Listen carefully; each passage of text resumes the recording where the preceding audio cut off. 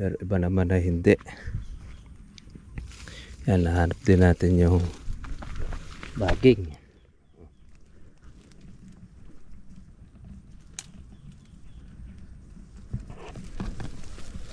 Namuti ito ng bulaklak noong pong nakaraan,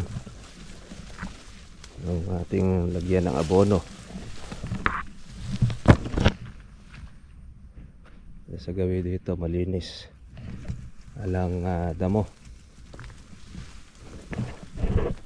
Yan. Ang laylay. Yung kalamansin natin laylay na sa bunga.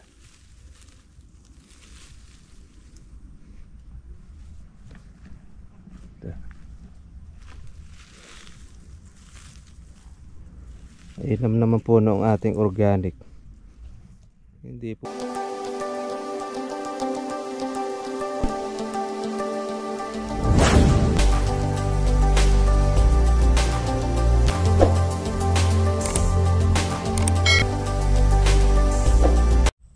Good morning po sa inyo mga katribya at welcome po sa aking YouTube channel. Kamusta na po kayong lahat? Sana po ay nasa mabuti kayong kalagayan.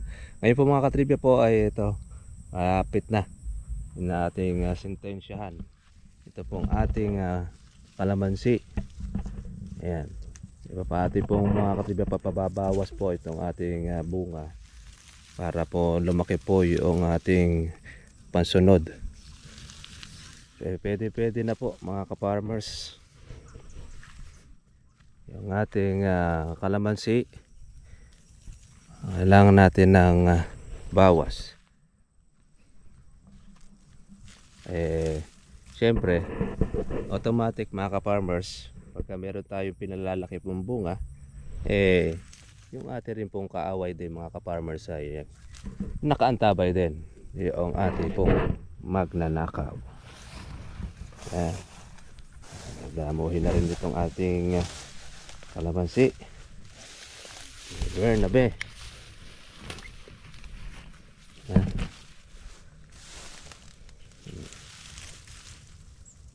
Ako talaga ang mga ka-farmers na ito po ay palalakihin po natin. Lalaki pa po siya. Kaya lang kung marami po kasi yung mga bunga na hindi na po makakalaki yung iba, obligado natin itong bawasan. Pwede na rin pala, kakatribya.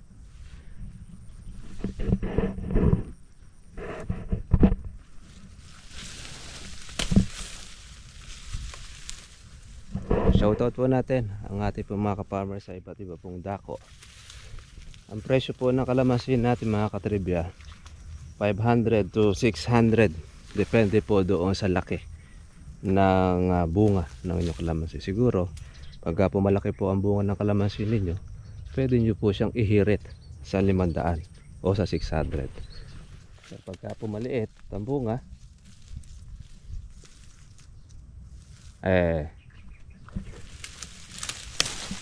nasa 500 ang presyo ng kalamansi. Pwede na rin yun mga ka-farmers, dahil bunga naman po yan mga ka-farmers po ng abono na. Parang may parte ito na matalang.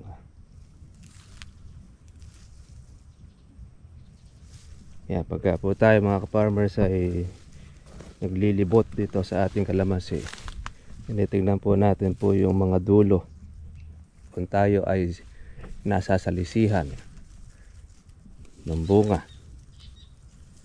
Kasi makikita naman ninyo yan pagka yan ay pinitik, pudpud yan, ubos. Tapos mayroon ibang mga laglag. Pwede na po natin itong mahalawan na rin pala. Mapakuha po yung malaki.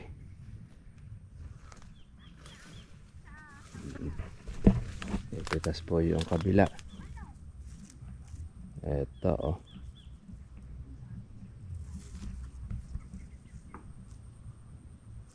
merong tumitira na itong bunga.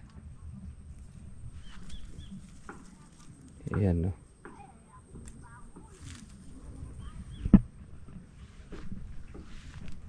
Binabawasan na. ating alaga ng mga kawatan. Ay yun ang mahirap pagka po nagpapalaki ka ng bunga. Ang mga impacto naman ay nagsasamantala. Inaagad na nila po yung malaki na pinipitas at iiwan naman nila yung mga maliliit.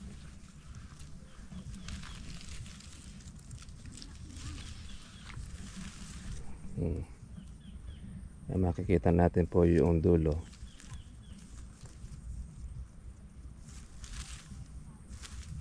Dating mga pitas.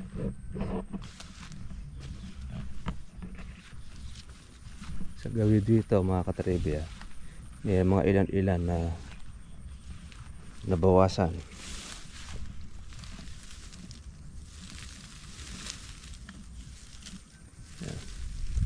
Pero marami pa talaga mga maliliit. Hindi pa talaga ito makukuha po lahat ng bungahan natin.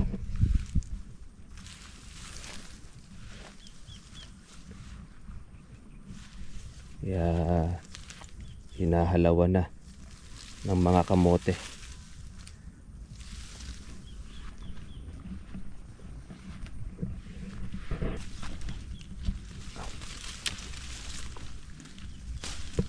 Ito yung sabog po natin ito ng Mayo mga katribya. Yung ating bulaklak nito tsaka bunga, kaya ay kwento April, tapos ng April. Tapos buka pa ng ating patubig sa abono.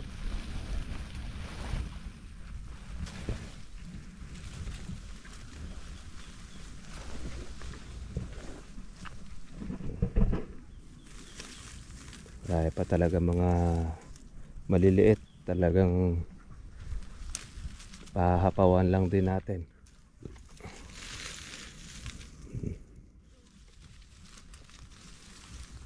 Pero iba mga may makikilap na, pero iba naman na hindi. Yan, nahanap din natin yung baging.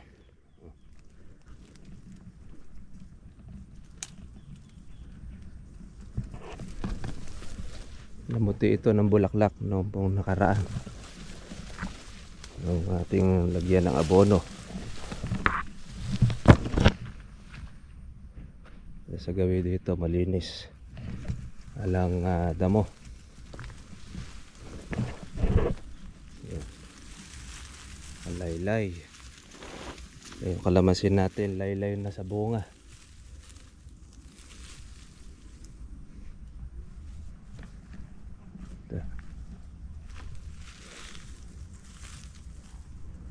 Inam naman po noong ating organic, hindi po siya nalalaglag sa ilalim. Sa't mayroon tayong organic, maganda magpakapit mga ka-farmers. Mayroon tayong best friend.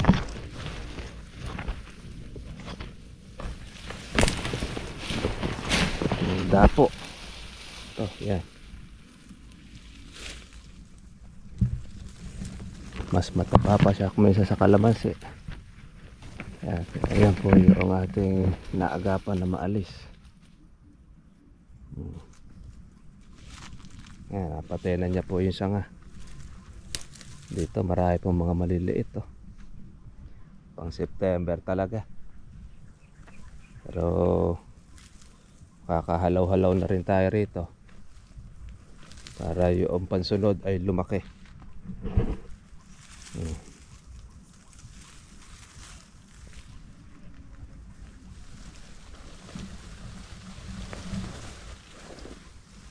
Kaya tutuusin ninyong mga katribya, parang hindi po makakalaki ang bunga, pero yan, lumalaki pa yan. May mga malilintog, yan ang babawasan natin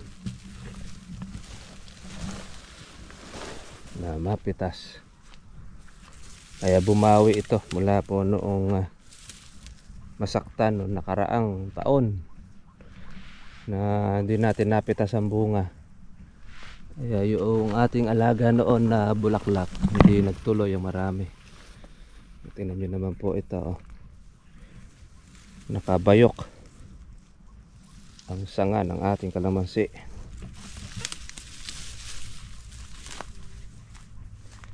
Ito dapat ito tinutukuran. Obligado natin itong pitasin, bawasan. Kahit po mga 500, maganda-ganda na rin ang presyo na yan. Pwede na. Tapos palaki na po natin yung pansunod. Kaya nagalit ang ating kalamansi sa bunga.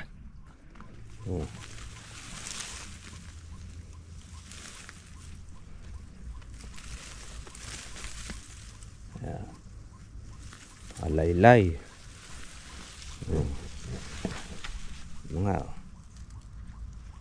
kung ito po ay lumaki pa, magkakabali ang mga sanga ng ating kalamansi.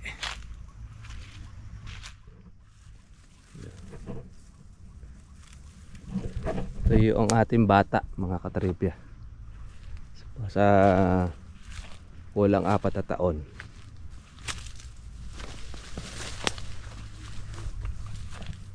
Itong kabila rin naman, may bunga rin siya pero hindi naman siya gano'ng kakapal. Tayo dito sa ating matandang kalamansi. Matanda natin kalamansi maganda rin daw ang bunga. Ito, marami rin po mga maliliit. Halos di na tayo makapasok. Meron tayong ampalaya. Ampalayang ligaw.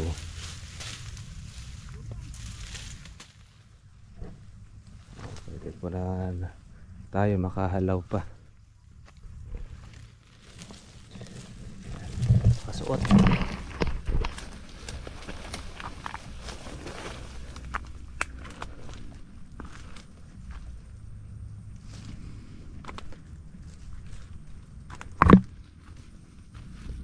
Wow.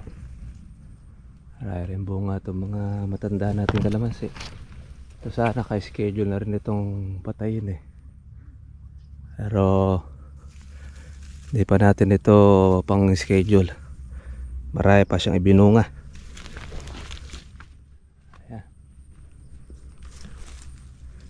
Kaya lang na maliliit pa. Talagang pasasarapin natin ang laki niya, mga farmers, September. Mapalilintugin natin kahit na mababa ang presyo, kukuhanin lang doon sa bigat. Hanggang halos abot na talaga yung pagitan ng ating kalamansi. Gaano kaganda po yung ating lupa. Organic lang po yung ating ginamit dito. Yung ating pataba, dahil ng bulate, healthy.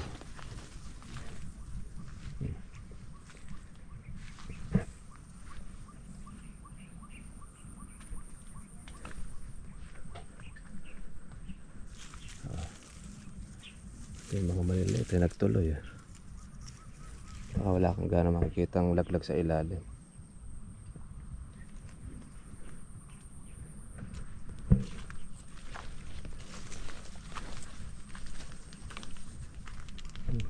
Malinis.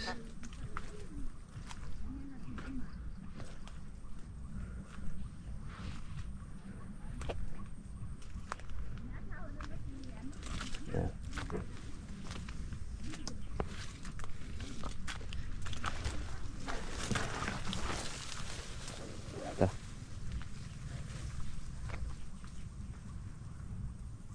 Halawin na. Mga halawin na tayo, mga farmers. Kaya huwag silang magpapakasiguro sa ating pambantay, baka kagatin sila sa leeg. Ito kasi talagang binabantayan ito ng ating kasama. Although kasingit man siya, pero huwag siyang pahuhuli.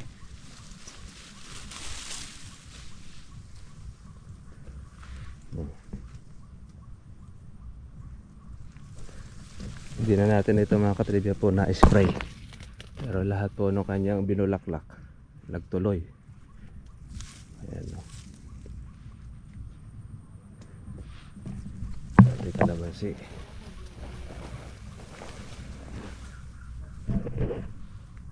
Puno na. Puno ng bunga. Konti na lang. At pwede na natong tirahin. Paano mga katribya? Kita-kita po tayo pa bukas. Ang isa pong sanhi ng ating pagbaba ng kalamansi.